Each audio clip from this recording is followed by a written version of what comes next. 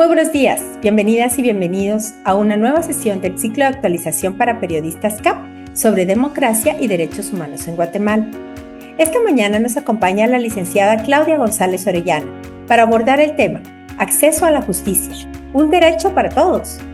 Claudia González es abogada guatemalteca con 28 años de trayectoria, durante los cuales se ha dedicado a la defensa de los derechos humanos.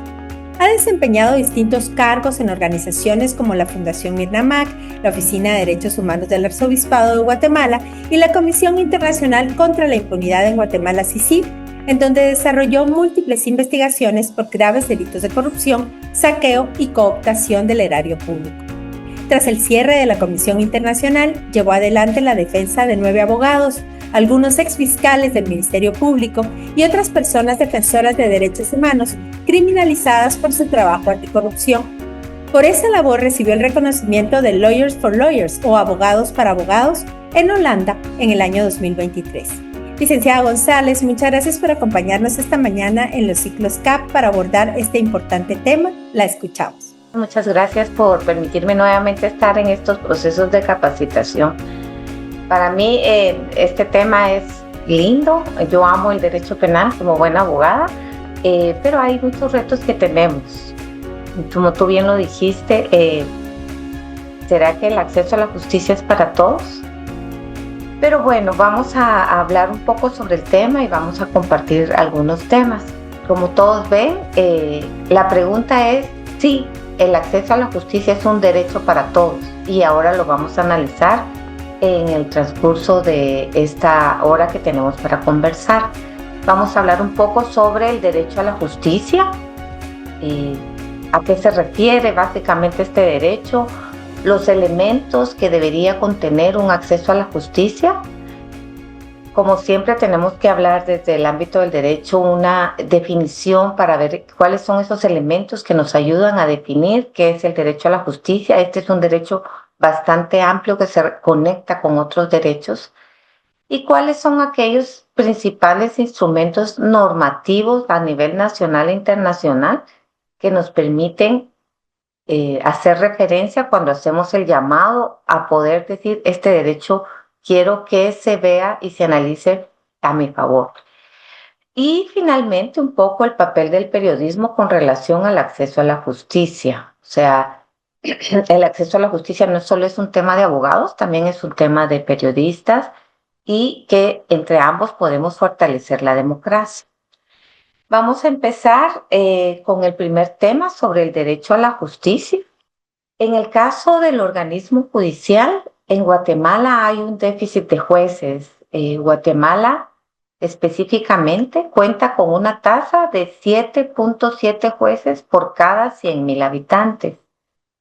El promedio a nivel regional es de 11 jueces por cada 100,000 habitantes.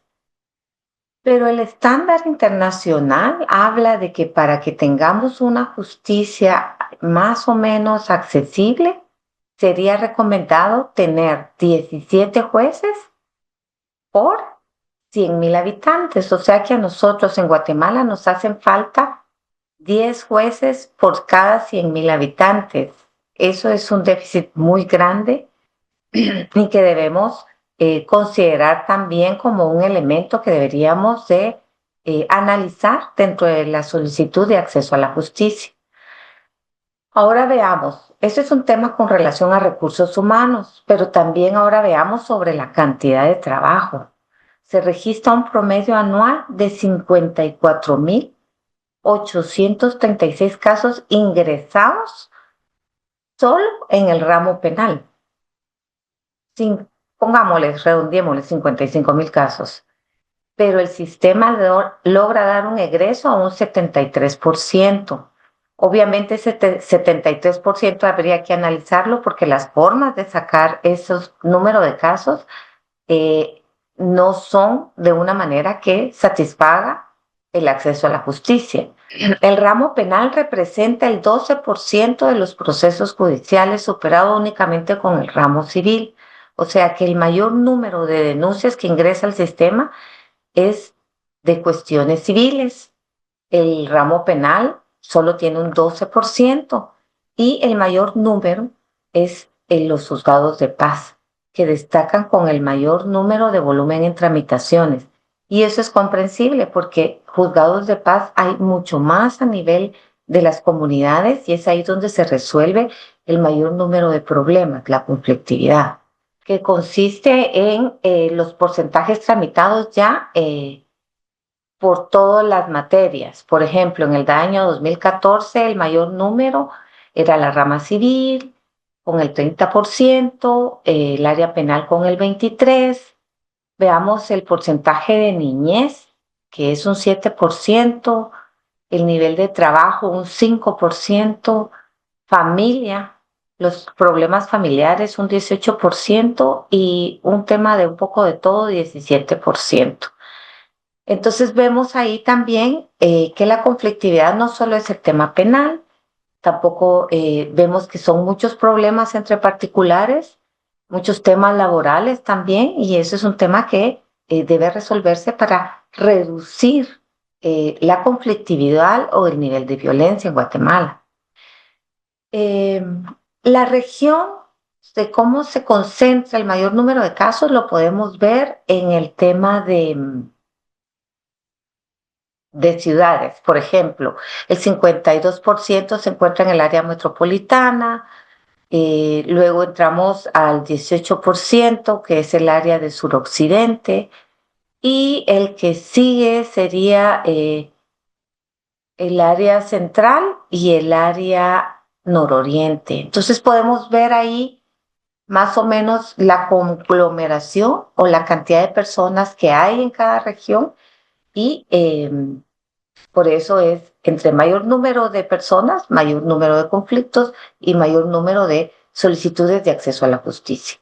El trabajo que desarrolla el Ministerio Público, por ejemplo, vamos a ver un mapa donde se encuentran eh, las ubicaciones que la última administración se jactaba de tener a nivel de toda la República. Eso habría que analizarlo un poco más a fondo, porque si bien había un mayor número de eh, fiscalías en los departamentos y en los municipios, estos consistían en una fiscalía municipal. La fiscalía municipal solo está integrada por un agente fiscal, eh, jefe de la agencia y varios agentes fiscales, pero la mayoría estaba integrada por una persona y 4 auxiliares fiscales. Para el número de personas, como vimos los datos del organismo judicial, el mayor número se concentra en los juzgados de paz. Entonces, el Ministerio Público, con 2 o 3 personas y 4 auxiliares fiscales atendiendo el número de asesinatos, robos, pérdida, conflicto entre vecinos, amenazas, lesiones, podemos ver que su número de efectividad era bajo y así hay un informe que señala que uno de los hallazgos centrales fue la disminución del trabajo del Ministerio Público durante la administración de la señora Consuelo Porras, que pasó de un 14% que decía era bajo a un 6,44% en 2024 y 2025. Eh, la tasa promedio de eficacia de delitos de impacto social, que significaba estos homicidios, asesinatos, femicidios, violencia contra la mujer, violación agravada, extorsiones, corrupción y delincuencia organizada, era apenas de un 6,31%. Entonces podemos ver la acumulación del trabajo de cada fiscal o auxiliar fiscal que tenía una capacidad de resolver 8 casos de manera eficaz al año. 8 casos al año.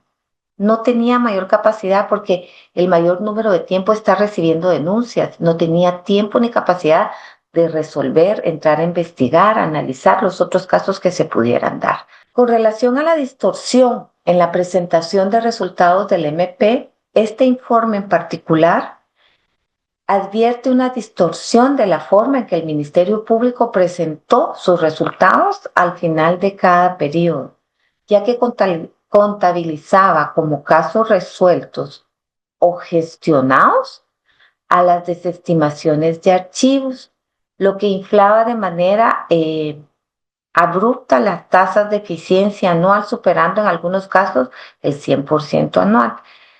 Ustedes dirán, pero si desestimaron o archivaron, ¿qué significa? Les voy a comentar un caso muy, un caso que llevo. Por ejemplo, eh, yo estoy llevando la defensa de varios exfiscales y tengo el control sobre esos casos, hasta donde se permitió, porque una vez pusieron la reserva, se me restringía el acceso, el Ministerio Público, de tener el acceso al expediente. Como defensora se me limitaba a mí tener acceso al expediente y eso limitaba el derecho de defensa de la persona que defendía. En ese caso, yo sabía que había una orden de aprehensión y el caso estaba ahí. Ahora que hubo un cambio de administración, vengo yo y solicito acceso a ese expediente que está en el Ministerio Público con el auxiliar fiscal y le digo, por favor, necesito acceso a este expediente porque quiero saber cómo va la investigación y me gustaría aportar algunos medios de descargo. Y el auxiliar fiscal me dice, fíjese, licenciada, que este expediente está en el archivo. Entonces tú dices, pero en el archivo, ¿por qué en el archivo? Tiene una orden de aprehensión, Leo. Sí, lo que pasa es que para descargármelo de mi mesa, lo mando al archivo, aunque esté en el estado actual que esté, porque como tiene orden de aprehensión y eso no se ha capturado, y mientras no se capture, lo voy a dejar en el archivo. Entonces ya se lo descargaba de su mesa de trabajo. Ese es uno de los archivos físicos. Entonces tú decías, eso es un falsear la realidad, porque mientras la persona mantenga ese expediente abierto, el auxiliar fiscal no debería de mandarlo al archivo, por ejemplo. Entonces, hay otros temas de desestimaciones. Por ejemplo, no encontré a la víctima de violación. Bueno, pues lo archivo lo desestimo porque no encontré a la víctima. Como el Código Penal dice, se desestima cuando no se puede identificar o no se pueda encontrar evidencia y ellos no encontraron a la víctima, que es a la persona que tenían que entrevistar para continuar la investigación, lo desestima. Esa es una manera de determinar que no están resolviendo la conflictividad.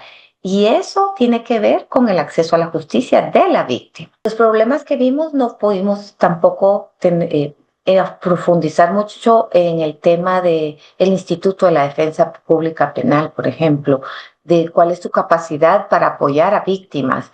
Tampoco vimos cómo el Instituto de la Víctima, cuáles son aquellos problemas principales que tienen de acceder a la víctima. Tampoco vimos cuáles son los problemas del Instituto Nacional de Ciencias Forenses. Hay otras instituciones del sector justicia. Ahorita nos centramos en dos. Pero con eso tenemos suficiente problema más la experiencia que ustedes tienen de limitaciones del acceso a la justicia. ¿Cuáles son los elementos a la justicia? Ustedes mismos lo habían hablado. Un tema era el tener acceso a tribunales. Ese es un tema, un elemento del acceso a la justicia, el tener el acceso a los tribunales. Lo que decía Flor, creo que lo decía, era el tema de las distancias. Eso no te permite, si tú tienes un delito hoy, tienes que hoy, en una hora por lo menos, llegar al lugar para poder poner la denuncia. Una de las instancias a las que puedes denunciar es a la policía. ¿La policía es un lugar accesible para poner una denuncia de violación? ¿Ellos tendrán la capacidad o ellos solo reciben la denuncia y le dicen a la persona, mire, yo solo se lo recibo, está con este número, vaya mejor al Ministerio Público o vaya mejor a tal lugar? Y eso queda muy lejos. Entonces, esos son los elementos que hay que tomar en consideración. ¿Cuáles son aquellas instituciones que reciben denuncias? También sobre acceso, no solo la distancia o el lugar, como bien lo decían, es el idioma. Si una persona que no conoce o no habla el idioma castellano podrá tener la capacidad de ser atendida por otra persona que no habla su idioma, ¿sabrá la otra persona cuál es esta necesidad y sabiendo que no habla el idioma, ¿por qué caminó tanta distancia para denunciar el hecho? Es importante para las víctimas. Eso también está vinculado al tema de la igualdad y no discriminación. Cuando hablamos de no discriminación y de igualdad, hay una regla. No es una regla, es un principio de la Constitución que dice la igualdad tiene que ser para todos. Entonces, si yo fuera una persona eh, discapacitada, tendrían que mejorarme mi discapacidad a nivel de tener acceso a todo igual que cualquier persona normal. O una mujer sin educación, que tendrías que orientarla de mejor manera, tendrías que informarle detalladamente el proceso, no para que se decepcione, sino para que ella sepa que una denuncia llevará ciertas acciones, cierto tiempo. Ahí vamos a hablar también del plazo razonable. Cierto tiempo no es a mí me violan hoy y me van a hacer el examen del INASIF dentro de una semana, 15 días, un mes, porque eso ya no es plazo razonable para la víctima. Tendrías que explicarle a la víctima sobre el debido proceso, qué significa. Hoy pone la denuncia sobre el robo, mañana va a llegar la policía a citarla para que usted llegue al MP, usted vaya a tener que llegar, no es necesario que llegue con un abogado para explicar lo que pasó, vamos a necesitar información adicional, etcétera. Ese es el debido proceso. Informar que hay un proceso para todo. Incluso para interponer la denuncia, tenemos que saber no día exacto, fecha aproximada, tiempos, identificación del lugar, alguna información, todo eso hay que explicarle a la víctima. Y otro tema que ha sido muy cuestionado es el tema del MAIMI o del MAIMA, en el que se establecía el no poder, o sea, se tenía que evitar que la víctima declarara 3, 4, hasta 7 veces en el mismo día el mismo hecho, especialmente en casos de mujeres con agresiones sexuales, o el tema de un niño, tener a un niño más de 8 horas en el lugar para recibir denuncia no es un tema de atención integral, no es un tema de tutela judicial efectiva. Tienes que tomar en consideración esa condición de víctimas vulnerables. Las víctimas que están en su situación de vulnerabilidad por edad, por sexo, por discriminación, por género, etcétera, eso hay que tomarse en cuenta. Y eso no se está haciendo ver en este tipo de toma de denuncias o en el trámite del proceso penal. Con relación a la independencia y la imparcialidad, tenemos que tomar en cuenta algunos aspectos. Por ejemplo, ahí lo que estamos hablando es de las personas que imparten justicia. ¿Quiénes son esos jueces que resuelven esta conflictividad? ¿Quiénes son estos jueces que no están bañados de racismo o de homofobia para resolver un caso? El caso se analiza en su contexto, pero tienes que resolver conforme a derecho. Eso implica que un juez debería de alguna manera no estar sujeto o condicionado a favor de alguna persona. Tampoco tendría que estar sujeto de entradita en los juzgados de familia, tenemos que, en algunos casos se cuestiona al hombre y lo castiga. Le dice, es que usted no puede tener novia porque si no va a afectar a la mamá y al niño del primer matrimonio. Entonces hay cosas que tú dices, tú no puedes limitar otros derechos por estar limitando estos, pero sí tienes la oportunidad de resolver la conflictividad, no hacerla más grande. Para eso eres juez, para eso eres imparcial, para lograr de alguna manera este tipo de temas. Otro tema muy importante es la asistencia jurídica. Hay personas con bajos recursos que han cometido delitos, algunos posiblemente conscientes o inconscientes, pero eso no limita el hecho de que puedan tener derecho a una asistencia jurídica. Hace mucho tiempo en Guatemala había muchas personas pendientes de pena de muerte, pero estos fueron porque no tuvieron una asistencia jurídica adecuada. Entonces, esto es un elemento muy importante.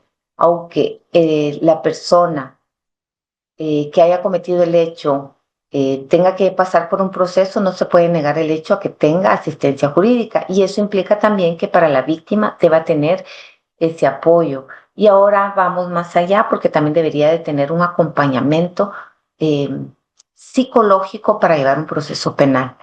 Personalmente les digo que llevar un proceso penal, a pesar que soy abogada, es, tiene efectos antes de las audiencias, no duermes, estás con una angustia y esta angustia está relacionada a, ¿será el juez imparcial?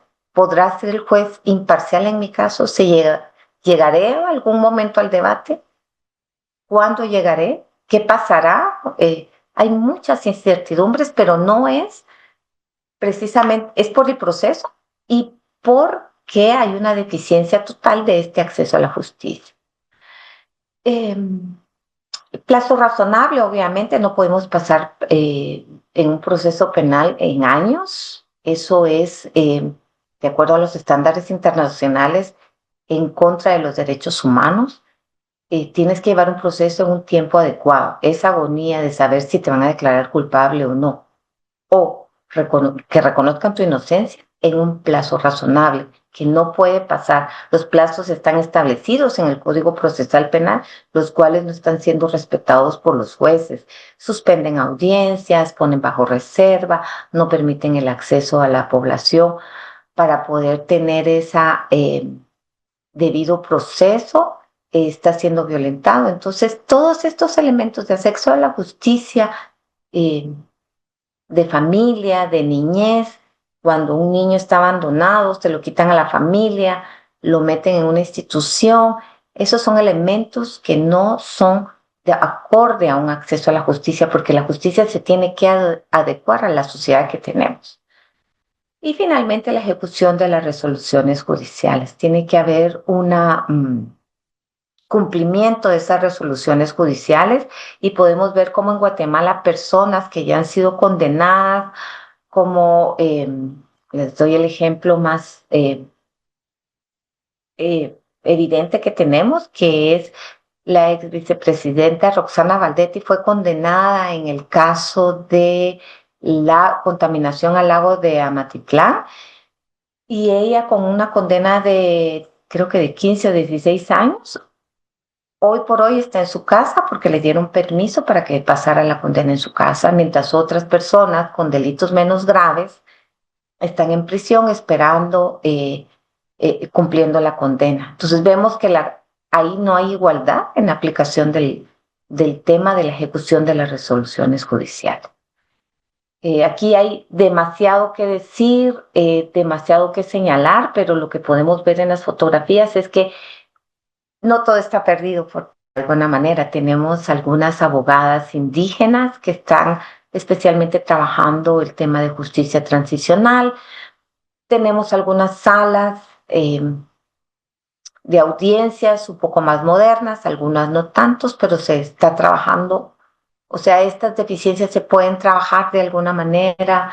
Podemos ver cómo las víctimas de algunos temas pueden acceder a las audiencias y podemos exigir de alguna manera desde la sociedad civil que el tema de los jueces, buscar jueces con mejores características que llenen este tema de tutela judicial efectiva, independencia e imparcialidad.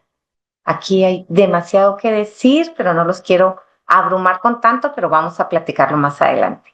Para tener una definición de acceso a la justicia, podemos ver la siguiente definición muy global, muy general, que refiere que es un derecho que tiene toda persona sin importar su condición económica, social, política, de género o de cualquier otra naturaleza, de acudir ante las autoridades competentes. Esto no significa que solo son judiciales, sino que también administrativas, cuando acudimos a cualquier institución del sector público para obtener la protección de sus derechos, para la protección de sus derechos. Puedo tomar el ejemplo que habló el colega, el compañero de la Universidad de San Carlos. Para él poder proteger su derecho como estudiante, acudió ante la autoridad, que en este caso era la Universidad de San Carlos, para pedir información, lo cual le ha sido negado. Ahí se puede interponer una acción administrativa que no ha resultado hoy por hoy en Guatemala y que de esa manera se ha violentado su derecho para continuar en la universidad y por lo tanto se ha violado su derecho a la justicia. En mi caso estoy explicando mucho más el tema de acceso a la justicia judicial, los principales cuerpos normativos. ¿Qué entendemos por derecho a la justicia en los instrumentos internacionales?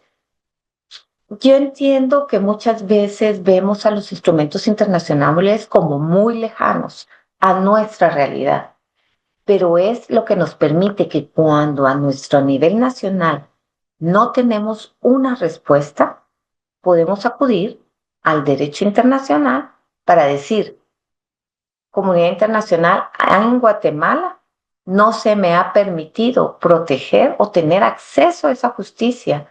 Ellos llevan un proceso que, aunque es muy largo, al final va a obligar al Estado de Guatemala en algún momento a que esa persona que te negó ese acceso a la justicia pueda ser sancionada porque hay una sanción a nivel internacional. Por eso, el acceso a la justicia que está definido en la Corte Interamericana de Derechos Humanos ha destacado la relación entre el principio de igualdad y el derecho de acceso a la justicia, afirmando que son elementos constitutivos de un principio básico y general relacionado con la protección de derechos humanos. La misma Corte Interamericana ha señalado que es un derecho inhumano y por lo tanto es un derecho inherente, que está vinculado al principio de igualdad. El otro relacionado, la otra sentencia o el otro elemento que señala la Corte Interamericana es el hecho de que este principio debe garantizarse sin discriminación alguna. ¿Qué significa esto? Que a nadie, absolutamente a nadie se le puede negar el acceso a la justicia por ningún motivo. No existe razón a nivel universal que esto, a nivel regional, que esto pueda darse. Adicionalmente, el Comité de Derechos Humanos de la Organización de Naciones Unidas ha señalado que es un elemento fundamental de la protección de los derechos humanos y sirve de medio procesal. Nuevamente, una instancia internacional a nivel universal lo ha señalado. Entonces, estos elementos son importantes para señalarlos. No lo veamos como lejano, es lo más inherente a lo que tenemos las personas para reclamar nuestros derechos. Si vemos la siguiente diapositiva, podemos ver también cómo la Constitución Política de la República de Guatemala, lamento mucho la letra tan pequeñita, pero era importante tocar todos los elementos. La Constitución Política de la República de Guatemala, en los artículos 2, 6 al 19, hay otros obviamente, pero estos son los principales, señalan sobre que se debe garantizar a todos los habitantes libertad, vida, justicia, seguridad, paz y el desarrollo integral de las personas. Está vinculado a que una persona debe ser oída, a que tiene que ser escuchado por un juez competente, independiente, imparcial, que debe existir un recurso judicial efectivo que me permita a mí continuar hasta el final y que la autoridad competente esté prevista, esté investida, o sea, que no sea que yo digo, mire, es que hoy tengo un problema de libertad de expresión, hoy no van a nombrar al juez, tiene que haber un juez ya nombrado con anterioridad, eso es cuando hablan de persona competente. La Convención Americana habla de lo mismo que habla la Constitución Política de la República de Guatemala, un poco más a profundidad. Habla de los mismos elementos, de la persona debe ser oída, garantías judiciales, plazo razonable, un juez o tribunal competente, imparcial, independiente. que debe presumirse la inocencia, eso es un elemento muy importante. Debe ser asistido gratuitamente. Hay una obligación del Estado de tener un traductor o intérprete, una comunicación previa y detallada sobre cuál será tu juicio, de que te puedas usar los medios de prueba para tu defensa, tener un abogado defensor. Eso no es negociable, es un derecho irrenunciable y si no tienes, el Estado te tiene que proveer de uno. Que el derecho de defensa de interrogar a testigos va un poco más profundo sobre todos estos elementos muy importantes porque dice que la confesión del inculpado solamente es válida si ha salido sin tortura y que tiene que ser analizado a la luz o acompañado de otros medios de prueba.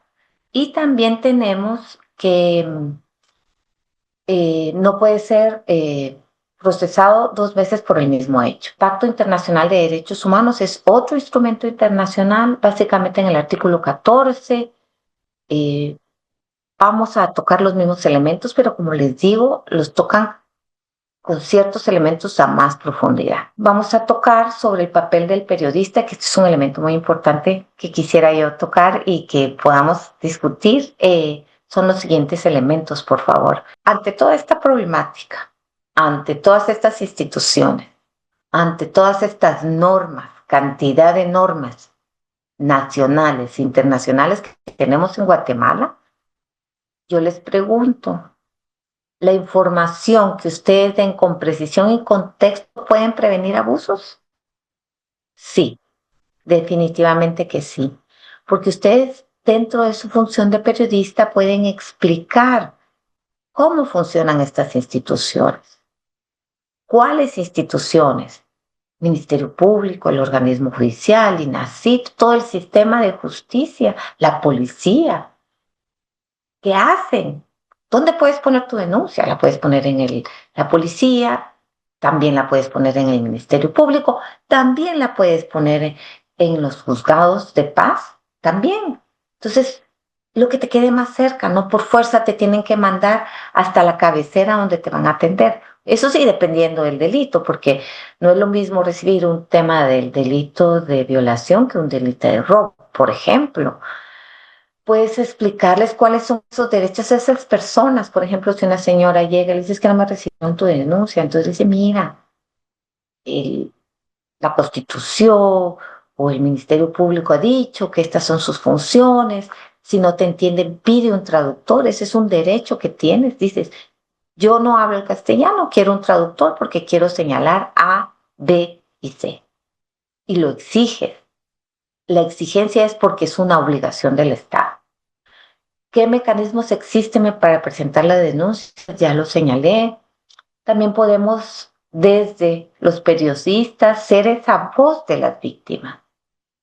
Y lo digo a manera personal, con mucho agradecimiento a los periodistas que cubrieron los casos que en el año 2022 empezó la criminalización contra exploradores.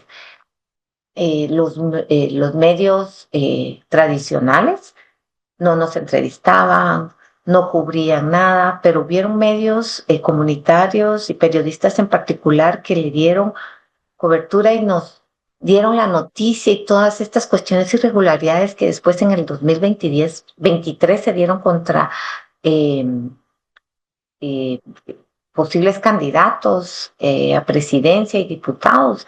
Y eso nos permitió en algún momento ser esa voz. Los periodistas fueron las voces de todo lo que nosotros denunciábamos. Por eso es que no solo hay que escuchar a las víctimas, sino entrevistar a las autoridades y a aquellos expertos que hagan análisis de estas instituciones, académicos, por ejemplo, organizaciones de sociedad civil y comunidades afectadas, que pueda ser escuchada su voz. A ellos no se les escucha, no saben cuáles son sus peticiones, probablemente ni siquiera sea que quieran aplicar castigo, sino una disculpa pública podría ser también. Eso es parte de la resolución de conflictos y que los jueces deberían de tomar en cuenta. La cobertura a procesos judiciales es súper importante, como se los digo, de manera personal. Yo estoy visto cómo esa situación cambió en mi caso de manera personal y en el de muchos de mis colegas. El tema de orientar a la población sobre sus rutas de atención, si no te escuchan en el MP, ¿qué puedes hacer? Pues ve a la policía o puedes ir a un juzgado de paz, puedes ir con un juez y decirle, mire, señor juez, yo no quiero ir al MP porque ahí está la persona que me agrede. O a la policía no quiero ir porque ellos no profundizan en los hechos que yo quiero dejar descritos. Para mí es importante usar mis palabras. Si alguien toma mi declaración, yo tengo que leerla y estar de acuerdo con lo que de ahí dice. Yo no dije esto, porque a veces cambian tus palabras. Eso es una cosa muy importante, que orientar a la población sobre sus rutas de atención y lo que pueden exigir o no, porque los funcionarios públicos están ahí para exigirles que trabajen. No nos están haciendo un favor a las víctimas. Y el otro tema muy importante es favorecer el debate público. Desde los periodistas y las coberturas que hacen pueden visibilizar los principales problemas estructurales del sistema de justicia. Esa visibilización permite que de alguna manera pueda ser mejorado o ser cuestionado o ser cambiado. El periodismo puede impulsar discusiones de reformas políticas y mejoras institucionales. Estamos discutiendo hoy por hoy cómo van a ser las próximas elecciones. Eso es un tema muy importante. Ya no estamos conformes con las comisiones de postulación y tiene que haber unas reformas. Esas son discusiones que se están dando en sociedad civil y es un tema que deberíamos todos de participar o cuestionar desde el ámbito del periodismo, desde sus comunidades también. Eso es súper importante. Las comunidades están muy alejadas de los centros donde hay más población y necesitamos escuchar la voz de las personas que se encuentran también en las comunidades para saber sus problemáticas y qué deberíamos de escuchar y resolver. Muchas gracias a la licenciada Claudia González Orellana por habernos acompañado esta mañana en el ciclo de actualización para periodistas CAP sobre democracia y derechos humanos en Guatemala.